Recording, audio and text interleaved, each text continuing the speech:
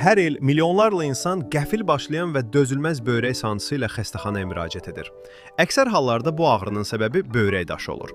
Bəs bu kiçik daş necə yaranır və onun yaranmasının qarşısını almaq mümkündürmü? Böyrək daşı xəstəliyi dünyada milyonlarla insanı narahat edən ən geniş yayılmış uroloji xəstəliklərdən biridir. Həyatı boyunca hər 10 nəfərdən təxminən biri bu problemlə qarşılaşa bilər. Əksər hallarda xəstəlik uzun müddət heç bir əlamətlə biruzə vermir.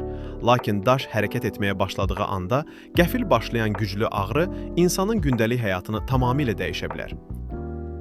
Bəs böyrək daşları necə yaranır və ən vacibi, onların yaranmasının qarşısını almaq mümkündürmü? Bu suallara cavab vermək üçün əvvəlcə böyrəyin daxilində baş verən görünməz proseslərə nəzər salaq. Çünki hər bir böyrək daşı əvvəlcə adi gözlə görünməyən kiçik bir kristal kimi yaranır. Ancaq onu əmələ gətirən proseslər vaxtında dayandırılmazsa, nəticədə güclü ağrıya və ciddi müalicəyə ehtiyac yaradan böyrək daşına çevrilə bilər. Böyrək daşı bəzən sancaq başı qədər kiçik olur. Hətta onu adi gözlə görmək belə mümkün olmur. Ancaq bu kiçik kristalın yaratdığı ağrı son dərəcə güclü ola bilər. Böyrək daşı ilə qarşılaşmış insanların əksəriyyəti bu hissi yaxşı tanıyır. Görünüşcə kiçik olsa da, böyrək daşı insanın gündəlik həyatını ciddi şəkildə poza bilər. Bəs böyrək daşı nədir?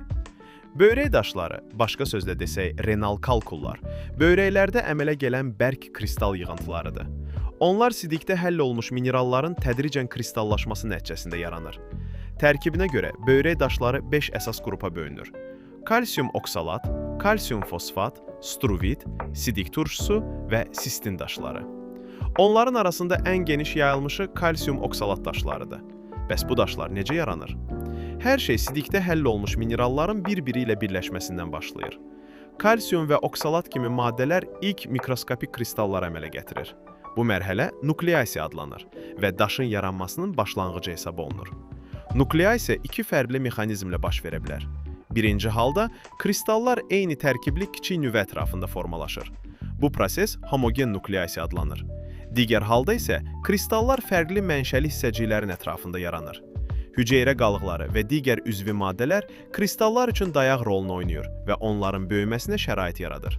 Bu proses heterogen nukleasiya adlanır. Əmələ gəlmiş mikroskopik kristallar sidik axını ilə nefron boyunca hərəkət edir. Onlar adətən böyrək papillalarında toplanır və burada daşın inkişafının növbəti mərhələsi başlayır. Bu mərhələ kristalların böyüməsi adlanır. Kiçik kristallar tədricən bir-birinə yapışır, ölçüləri artır və daha iri kristal yığıntıları əmələ gətirir. Bu proses bəzən gözlənildiyindən daha sürətlə baş verə bilər. Daş böyrəkdə qaldığı müddətdə böyüməyə davam edir. Bu proses günlərlə, aylarla, bəzən isə illərlə davam edə bilər. Bir müddət sonra tam məlum olmayan səbəblərdən daş yerindən tərpənərək sidik axarına doğru hərəkət etməyə başlayır. Daşın ölçüsü təxminən 4 mm-dən 5 mm-ə qədər çatdıqda, onun sidik axarından sərbəst keçməsi çətinləşə bilər. Məhz bu mərhələdə daş sidik axarının dar hissələrində ilişib qala bilər. Ən çox rast gəlinən dar sahələr bunlardır. Böyrək ləyənci ilə sidik axarının birləşdiyi nahiyə, sidik axarının çanar damarlarını keçdiyi hissə və sidik axarının sidik hissəsinin açıldığı nahiyə.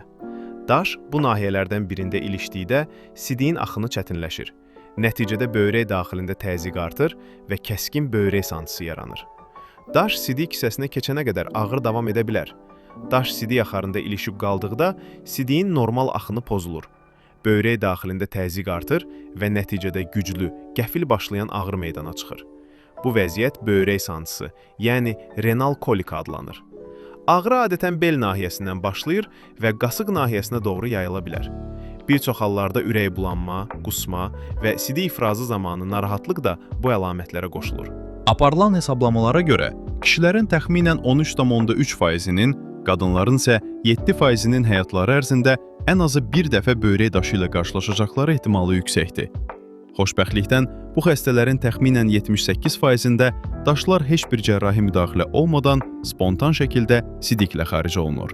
Lakin daha iri daşlar sidik axarında ilişib qala və əlavə müalicə tələb edə bilər. Belə hallarda daşın ölçüsündən və yerləşdiyi nahiyədən asılı olaraq müxtəlif müalicə üsulları tətbiq edilir. Bunlara minimal invaziv cərrahi üsullar, litotripsiya, endoskopik lazer və ya perkutan müdaxilələr daxildir. Bu üsullar daşın parçalanmasına və ya təhlükəsiz şəkildə xaric edilməsinə imkan verir. Ancaq müalicə bununla bitmir. Böyrək daşı bir dəfə əmələ gəlibsə, onun yenidən yaranma ehtimalı da yüksəkdir. Statistikaya görə ilk dəfə böyrək daşı keçirmiş insanların təxminən yarısında növbəti 4 il ərzində yeni daş əmələ gəlir. Daş xəstəliyi təkrarlandıqda risk daha da artır. Bəzi pasientlərdə yeni daşlar hər 2-3 ildən bir əmələ gələ bilər. Bəs bunun səbəbi nədir? Nə üçün bəzi insanlarda böyrək daşları təkrar yaranır, digərlərində isə yox? Cavab sidiyin tərkibində gizlənir. Daş əmələ gətirən maddələrin miqdarı artdıqda sidik həddindən artıq doyur. Bu vəziyyət supersaturasiya adlanır və kristallaşma prosesinin başlanması üçün əlverişli şərait yaranır. Normal şəraitdə isə orqanizmdə bu prosesi ləngidən xüsusi qoruyucu maddələr mövcuddur. Onlar inhibitorlar adlanır. Onların ən vaciblərindən biri isə sitratdır. İnhibitorlar kristalların əmələ gəlməsini, böyüməsini və bir-birinə yapışmasını çətinləşdirərək daş yaranmasının qarşısını almağa kömək edir. Sağlam insanlarda sidikdə daş əmələ gəlməsinin qarşısını alan təbii müdafiə mexanizmləri fəaliyyət göstərir. Bu qoruyucu sistem sayəsində kristallar adətən böyüyə bilmir və sidiklə birlikdə orqanizmdən xaric olunur. Böyrək daşı olan insanlarda isə bu tarazlıq pozulur. Sidikdə daş əmələ gətirən maddələrin miqdarı artır. Eyni zamanda qoruyucu maddələrin səviyyəsi azalır. Nəticədə kristallar daha asan yaranır və sürətlə böyüməyə başlayır. Bu dəyişikliklərin səbəblərindən biri maddələr mübadiləsinin pozğunluqlarıdır. Belə hallarda sidiklə kalsium, oksalat və digər daş əmələ gətirən maddələr daha çox xaric olunur. Eyni zamanda kristallaşmanın qarşısını alan maddələrin miqdarı azalır. Lakin təkcə maddələr mübadiləsi deyil, gündəlik həyat tərzi də böyük rol oynayır. Qidalanma vərdişləri, qəbul edilən mayenin miqdarı və ətraf mühit amilləri sidiyin tərkibinə birbaşa təsir göstərir. Bu dəyişikliklər daş əmələ gəlməsi riskini daha da artıra bilər. Ən mühüm risk amillərindən biri kifayət qədər su içməməkdir. Orqanizm susuz qaldıqda böyrəklər suya qənaət etməyə çalışır. Nəticədə sidik daha qatı olur və mineralların kristallaşması üçün əlverişli şərait yaranır. Məhz buna görə isti iqlim şəraitində yaşayan və ya çox tərləyən insanlarda böyrək daşı xəstəliyinə daha tez-tez rast gəlinir. Kifayət qədər maye qəbul edilmədikdə bu risk daha da artır. Qidalanma da böyrək daşlarının yaranmasında mühüm rol oynayır. Xüsusilə duzun həddindən artıq qəbulu daş əmələ gəlmə riskini əhəmiyyətli dərəcədə artırır. Bunun səbəbi sadədir. Artıq natrium böyrəklər vasitəsilə daha çox kalsiumun sidi ilə xaric olunmasına səbəb olur. Eyni zamanda kristalların yaranmasının qarşısını alan əsas qoruyucu maddələrdən biri olan sitratın miqdarı azalır. Nəticədə daşların əmələ gəlməsi üçün daha əlverişli şərait yaranır. Heyvan mənşəli cilalların həddindən artıq qəbulu da oxşar təsir göstərir. Bu zaman sidikdə sidik turşusunun səviyyəsi yüksəlir, sitratın miqdarı isə azalır. Beləliklə, kristalların yaranması və böyüməsi asanlaşır. Bəzi dərman preparatları və qida əlavələri də həssas insanlarda böyrək daşı riskini artıra bilər. Məsələn, yüksək dozada qəbul edilən C vitamini bəzi hallarda oksalatın miqdarını artıraraq daş əmələ gəlməsinə şərait yarada bilər. Bu səbəbdən hər hansı əlavəni uzun müddət qəbul etməzdən əvvəl həkimlə məsləhətləşmək vacibdir. Bugün böyrək daşlarını tamamilə aradan qaldıran universal müalicə üsulu mövcud deyil. Lakin bir mühüm həqiqət var. Kəskin dövr aradan qalxdıqdan sonra əsas məqsəd yeni daşların yaranmasının qarşısını almaqdır.